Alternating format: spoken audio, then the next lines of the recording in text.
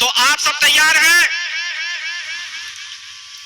ऋषि दयानंद की, ऋषि दयानंद की, भारत माता की।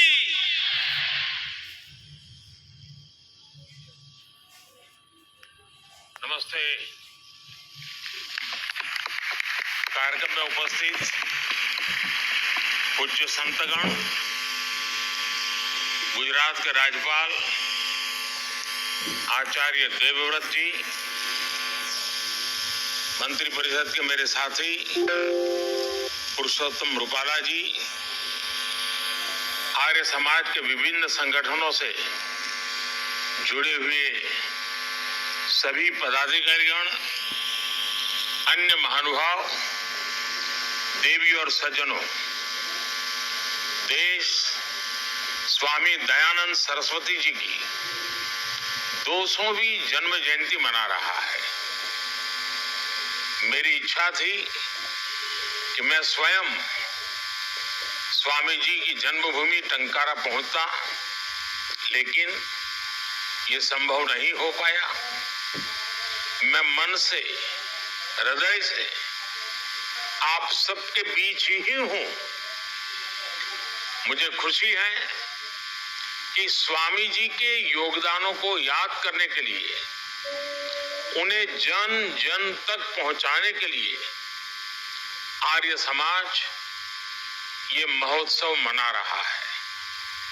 मुझे पिछले वर्ष इस उत्सव के शुभारंभ में भाग लेने का अवसर मिला था। जिस महापुरुष का योगदान इतना अप्रतिम हो, उनसे जुड़े महोत्सव का इतना व्यापक होना स्वाभाविक है। मुझे विश्वास है कि ये आयोजन हमारी नई पीढ़ी को महर्षि दयानंद के जीवन से परिचित करवाने का प्रभावी माध्यम बनेगा।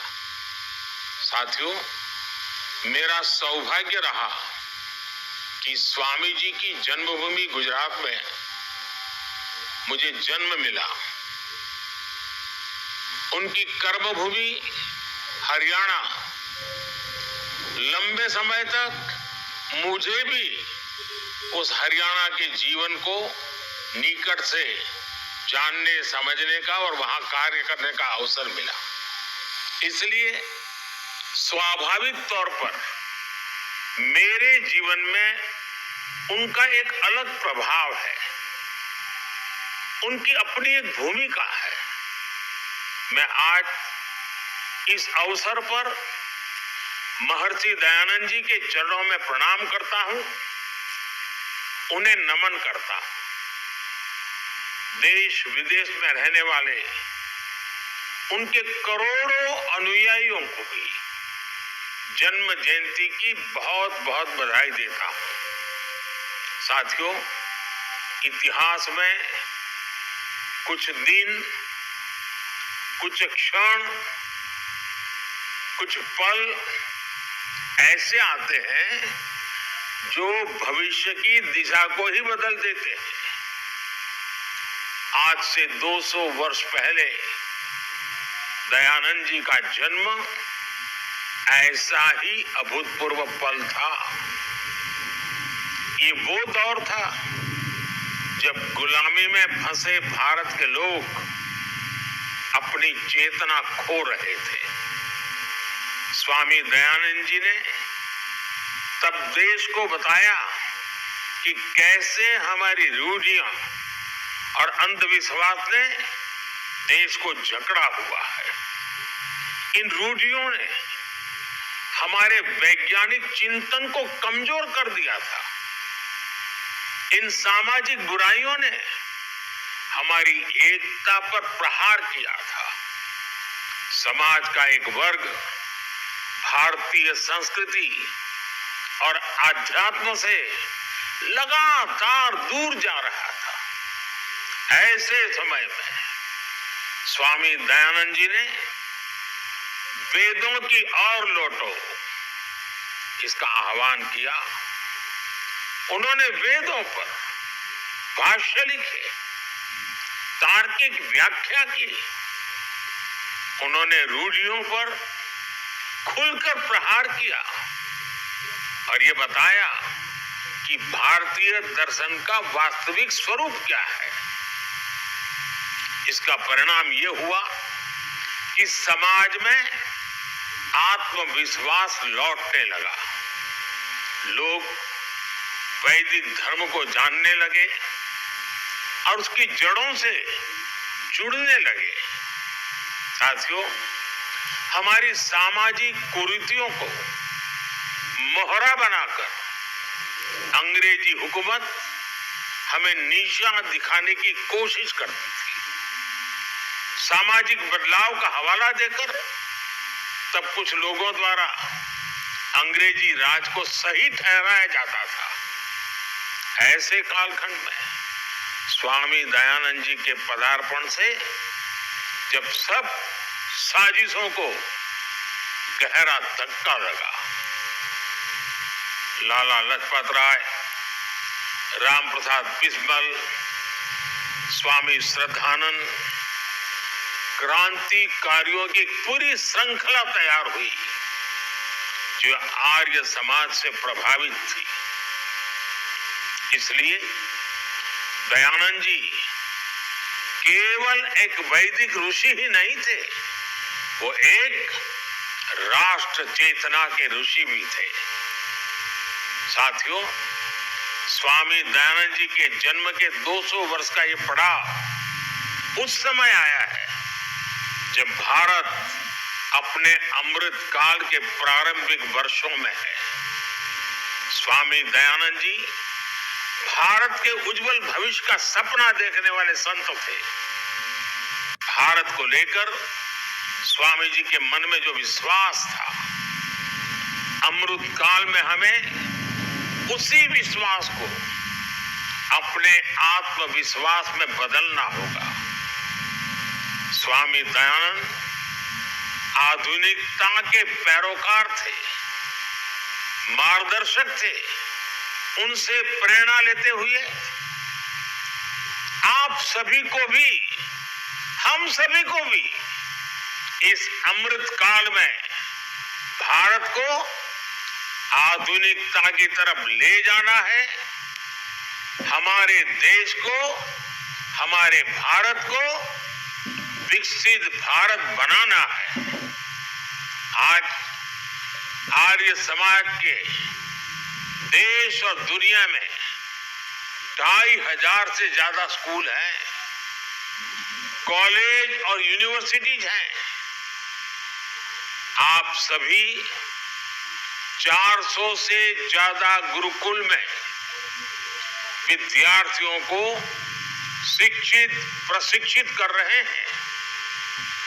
मैं चाहूंगा कि आर्य समाज 21वीं सदी के इस दशक में एक नई ऊर्जा के साथ राष्ट्र निर्माण के अभियानों की जिम्मेदारी उठाए। डीएवी संस्थान महर्षि दयानंद सरस्वती जी की एक जीती जागती स्मृति है, प्रेरणा है, चैतन्य भूमि है। हम उनको निरंतर सशक्त करेंगे तो ये महर्षि दयानंद जी को हमारी पुण्य श्रद्धांजलि होगी। भारतीय चरित्र से जुड़ी शिक्षा व्यवस्था आज की बड़ी जरूरत है। आर्य समाज के विद्यालय इसके बड़े केंद्र रहे हैं। राष्ट्रीय शिक्षा नीति के जरिए देश अब इसे विस्तार दे रहा है। हम इन प्रयासों से समाज को जोड़ें, ये हमारी जिम्मेदारी है। आज चाहे लोकल के लिए वोकल का विषय हो, आत्मनिर्भर भारत अभियान हो, पर्यावरण के लिए देश के प्रयास हो, जल संरक्षण, स्वच्छ भारत अभियान, ऐसे अनेक अभियान हो। आज की आधुनिक जीवन शैली में प्रकृति के लिए न्याय सुनिश्चित करने वाला मिशन लाइफ हो। हमारे मिलेट्स श्री अन्न को प्रोत्साहन देना हो, योग हो, फिटनेस हो, स्पोर्ट्स में ज्यादा से ज्यादा आना हो। आर्य समाज के शिक्षा संस्थान, इनमें पढ़ने वाले विद्यार्थी सब मिलकर के एक बहुत बड़ी शक्ति है। ये सब बहुत बड़ी भूमिका निभा सकते हैं। आपके संस्थानों में जो विद्यार्थी हैं, उनमें बड़ी संख्या ऐसे युवकों की भी है जो 18 वर्ष पार कर चुके हैं। उन सभी का नाम वोटर लिस्ट में वो मतदान का महत्व समझे, ये दायित्व समझना भी आप सभी वरिष्ठों की जिम्मेदारी है। इस वर्ष से आर्य समाज की स्थापना का 26/11 ने उससे उसका सब कुछ छीन लिया, पर एक चीज नहीं छीन पाया, उससे उसका देश। इतने बड़े अवसर को अपने प्रयासों, अपनी उपलब्धियां, उसे सचमुच में यादगार बनाए। साथियों, प्राकृतिक खेती भी एक ऐसा विषय है जो सभी विद्यार्थियों को लिए समझना, जानना जरूरी है। हमारे आचार्य देवव्रत जी तो इस दिशा में बहुत मेहनत करते रहे हैं।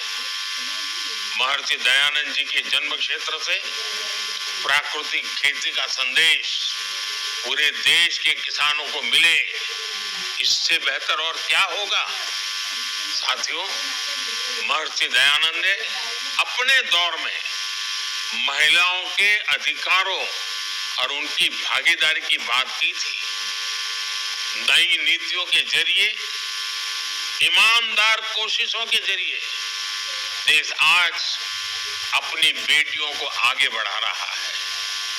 कुछ महीने पहले ही देश ने नारी शक्ति वंदन अधिनियम पास करके लोकसभा और विधानसभा में महिला आरक्षण सुनिश्चित किया है। देश के इन प्रयासों से जन जन को जोड़ना, ये आज महर्षि को सच्ची श्रद्धांजलि होगी। और साथियों, इन सभी सामाजिक कार्यों के लिए आपके पास भारत सरकार के नवगठित युवा संगठन की शक्ति भी है। देश के सबसे बड़े और सबसे युवा संगठन का नाम मेरा युवा भारत, माय भारत है। दयानंद सरस्वती जी के सभी अनुयायियों से मेरा आग्रह है कि वो डीएवी शैक्षिक नेटवर्क से भी विद्यार्थियों को माय भारत से जुड़ने के लिए प्रोत्साहित करें। मैं आप सभी को महर्षि दयानंद की 200वीं जयंती पर पुनः शुभकामनाएं देता हूं। एक बार फिर महर्षि दयानंद जी को, आप सभी संतों को श्रद्धापूर्वक प्रणाम करता हूं। बहुत बहुत धन्यवाद।